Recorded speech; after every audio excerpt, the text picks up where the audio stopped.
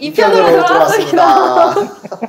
저희가 2편에서는 처음에 다알리아에 대해서 처음 접하시는 분들도 계시고 여러 가지 궁금한 점이 있을 것 같은데 그 중에서 이 개근 모양 그리고 개근의 구조에 대해서 설명하는 거를 첫 걸음으로 시작했으면 좋겠습니다. 다알리아 괴근이 지금 1월 달이어서 캐서 저는 조금 분구한 다음에 씻어가지고 보관을 하는데요. 그래서 지금 좀 잘린 모양인데요. 원래는 이런 모양이었을 거예요. 이렇게 온구였었는데 얘를 반을 자른 거예요.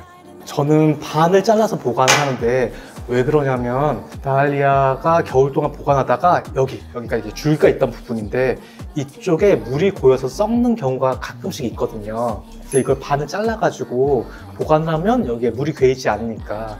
그래서 어떤 분들은 다알리아 캐서 자르지 않고 그냥 이렇게 거꾸로 뒤집어 가지고 보관하시는 분들도 계세요.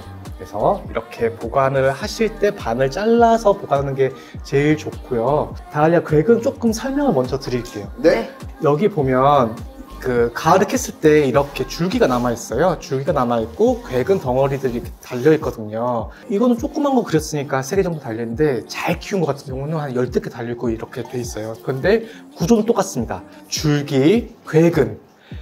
줄기랑 괴근 사이에 크라운이라는 부분이 폴떡 튀어나오는 부분이 보이거든요.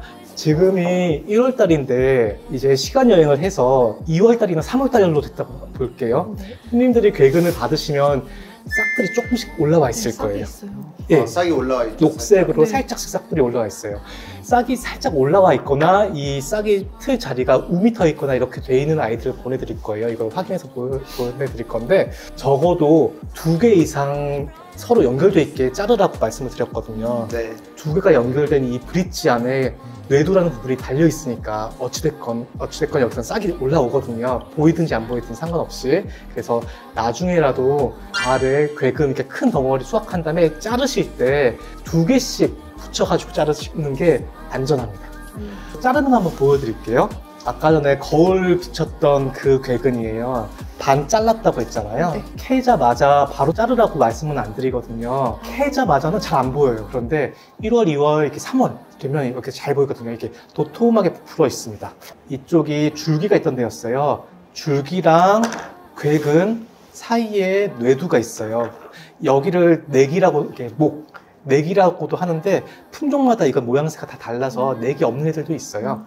그런데 대체로 이렇게 얇게 있다가 괴근 덩어리가 달립니다. 계속 강조하고 있는 게 줄기, 괴근 사이에 눈이 있다고 말씀드렸어요. 이런 경우가 있어서 그래요. 이거는 이제 심화학습이긴 한데 여기가 줄기가 있던 데예요. 줄기가 있고 그 괴근 있잖아요. 괴근이 있는데 괴근에서 또 뭔가 괴근이 생겼어. 그러면 여기 자르면 여기서 줄기 나오는 거 아니야? 새싹 나오는 거 아니야? 이렇게 생각하시는 분이 많거든요. 이 아니에요. 괴근에서는 안 나와요. 줄기, 괴근 사이에서만 나와요. 그래서 대림에서 보내드리는 거는 이런 거는 안 보내드리고 다 정리해서 보내드리는데 햇님들이 키우시는 거 보시면 이런 것들이 잘 나와요. 이런 아이들이 잘 나오니까 헷갈리지 마시라고. 줄기, 그리고 괴근 덩어리 사이에서만 눈이 나온다 이렇게 이해를 하시면 될 것 같아요. 다시 말하면 괴근에서 나오는 이런 괴근 덩어리는 잘라봤자 싹이 안 나온다. 네, 이런 거는 필요 없는 거예요. 많이 어려워하시는데 어려울 게 없습니다. 일단 저는 씻거든요. 이렇게 잘 보이게 하려고. 여기가 줄기 있던 부분이잖아요. 여기 도톰한 부분을 도톰한 부분을 달고서 이렇게 잘랐어요. 자, 잘랐더니 이렇게 돼 있죠. 여기 막 잘리고 여긴 벌레 먹은 거예요. 잘리고 벌레 먹었는데 사실 이건 중요하지 않아요. 여기에 눈이 달릴 뇌두가 있잖아요. 이거는 배터리라고 생각하시면 되고 이건 전구라고 생각하시면 돼요. 배터리가 용량이 작아도 전구랑 잘 붙어만 있으면 여기서 싹이 올라와요. 그런데 전구가 없다, 배터리만 큰 게 있다 하면 불이 안 켜지잖아요. 그거랑 같은 이치로 이 2개 같이 붙어 있는 게 중요하고 이 괴근은 크게 중요하진 않다. 물론 크고 좋으면 좋긴 합니다. 이렇게 2개로 자르면 오케이 좋은데 보관할 때는 띵 막 덜렁덜렁거려요. 그럼 여기 잘 부러져요. 저는 이거를 이렇게 자릅니다. 그냥 눈 안 보여도 이렇게 잘라요. 그럼 나오나요? 네. 그럼 여기서 나와요. 여기서 뿅 싸게 나옵니다. 제가 자르는 각도도 볼래요. 이렇게 잘랐어요. 네. 여기 보면 막 상했거든요, 뒤에. 막 상하고 여기 목이 조금 갈라지고 했는데 그래도 여기 싹 나오는 거 있잖아요. 붙어있는 거 보이죠? 네. 뒤쪽 보면 좀 상했어요. 상해도 상관없어요. 이렇게 싹만 나와 있다, 이렇게 연결만 돼 있다 그러면 흙에다가 잘 심어 놓으면 여기서 뿅 올라옵니다. 2개 이상 관련 아이들을 보여드릴 텐데 만약에 형님들께서 이거 이해가 되신다 그러면 이렇게 잘라서 심으세요. 그러면 여기도 싹이 있고 여기도 싹이 있거든요. 하나 보냈는데 3개가 됩니다. 그래서 3개 심으시면 돼요. 충분히 잘 심으시라고 그래도 협의를 잘 해주셔서 네. 고맙게도 이게 되게 좋은 상품 보내드리거든요. 그래서 굉장히 성능비, 가성비 좋은 아이들 보내드리니까요. 이거 이렇게 잘라서 심으시면 좋습니다. 네, 춘식님, 그러면 네. 이런 괴근들은 네. 어떻게 생산을 하시나요?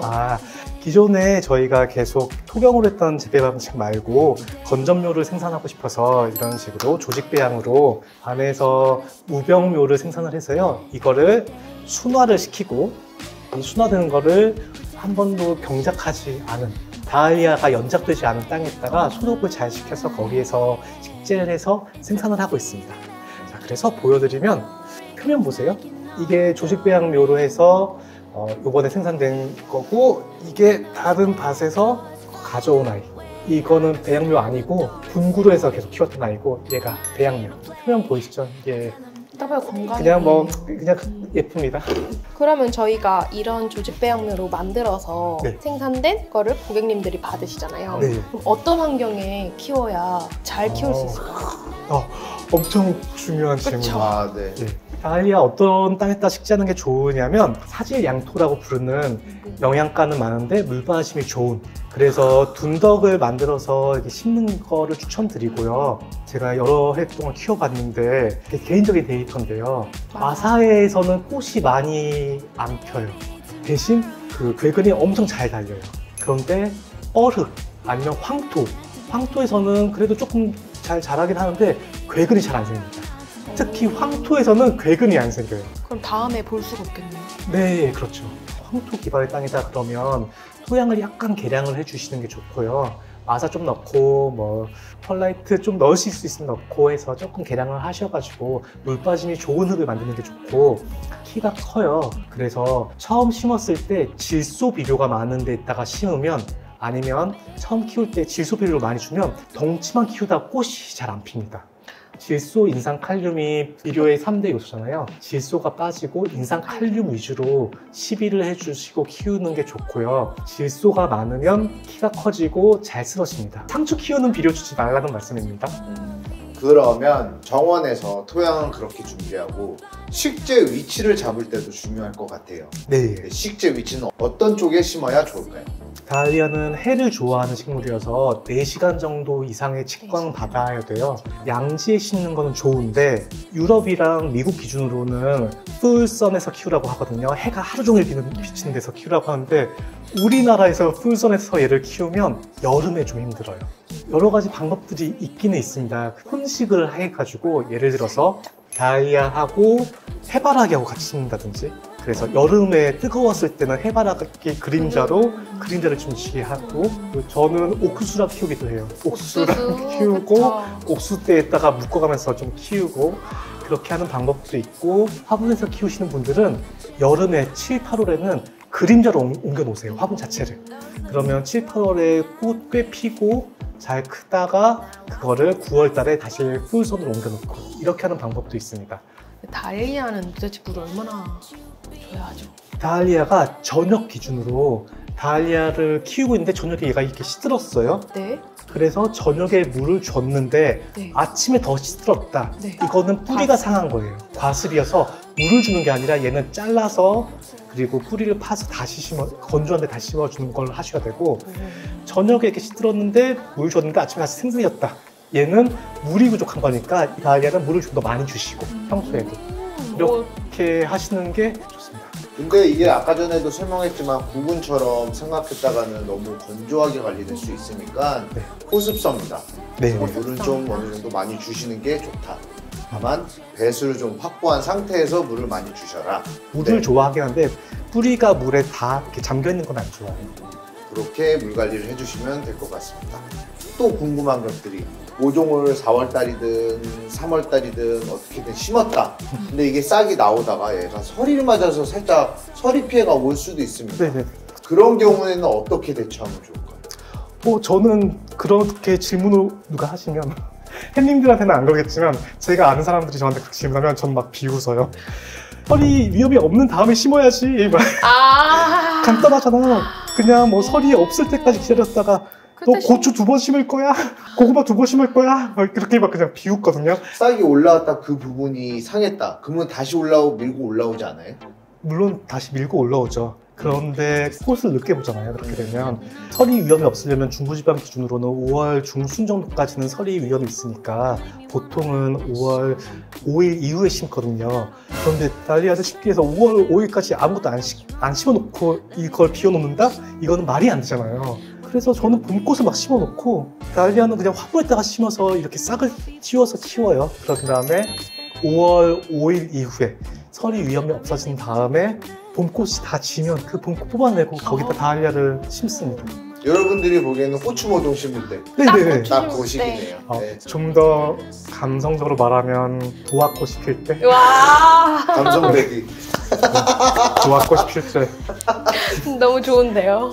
그런데 달리아 너무 아끼고 좋아하시는 분들이 에너지를 좀 더 많이 쓰시고 싶으셔서 빨리 심으시고 여기다가 캡을 씌우고 조금 더 에너지를 쓰시는 분들이 계시긴 하세요. 근데 잘 자랍니다. 그렇게 하면 잘 자라요. 시간이 많이 없으신 분들은 그렇게는 하지 마시고 그냥 설이 내리지 않은 데다가 이렇게 화분도 관리하셨다가 자라면 옮겨 심으세요. 대림에서 그 부분까지 편의를 고려해서 상품을 제작을 하고 있는 걸로 알고 있어요. 나중에 그것도 한번 여쭤보면 좋을 것 같습니다. 네, 저희가 인트로에서도 살짝 스포가 있었는데 그 꽃들입니다. 그 꽃들이고 또 이런 개근 방식 말고 다른 방식으로도 유통하기 위해서 저희가 계획하고 있는 부분이 있어서 기대해 주시면 좋을 것 같습니다. 아, 네, 좋습니다. 오늘 너무 유익한 시간이었습니다. 감사합니다. 네, 우리 햇님들이 다알리아 세계로 빠져드실 수 있게 대림원의 종료와 충신님 함께 콜라보해서 계속해서 도전해 나가겠습니다. 기대해 주세요. 안녕. 안녕.